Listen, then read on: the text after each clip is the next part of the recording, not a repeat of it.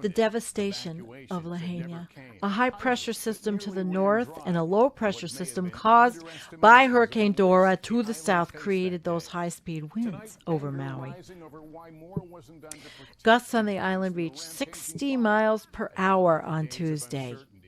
Downslope winds from the mountain dry out the air, exacerbating the dangerous conditions, as you can see.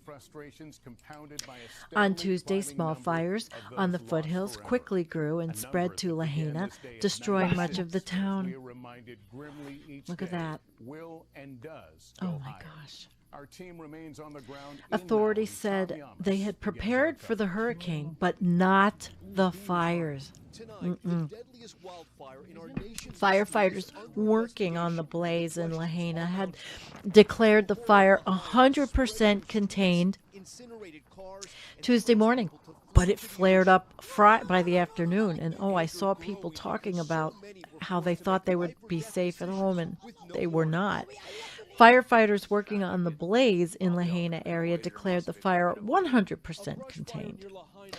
The brush fire spread so rapidly in some places that Maui's emergency management agency couldn't sound an emergency alarm before it arrived, officials said. Swain said that with fast-moving, wind-driven fires, evacuation plans won't work.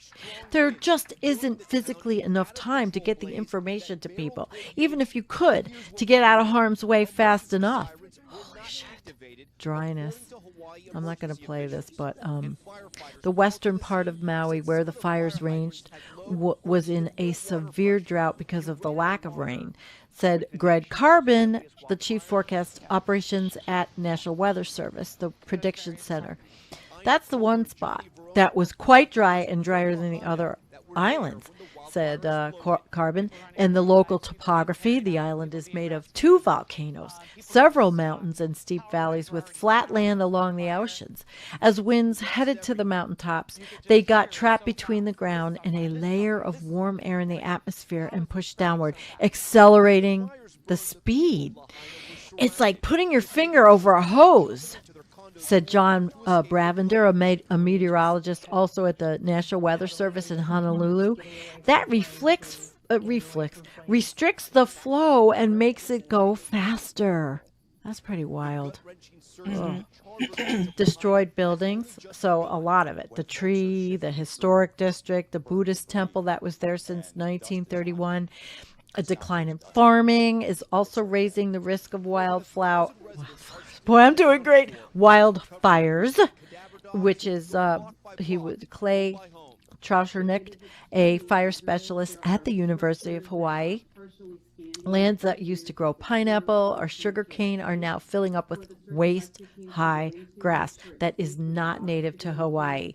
So without that grass, boom, it dries out. When it ignites, you get that fire. The grass is an invasive species, brought to the state centuries earlier. It grows wild over former farms.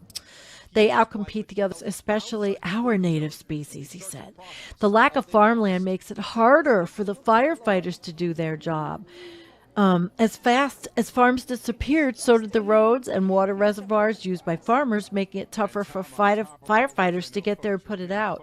But then, of course, as you heard in the video I played much earlier, the woman talking about all the houses, the explosive growth of people. This is what happens. It's tragic. Now we move on, and there we go.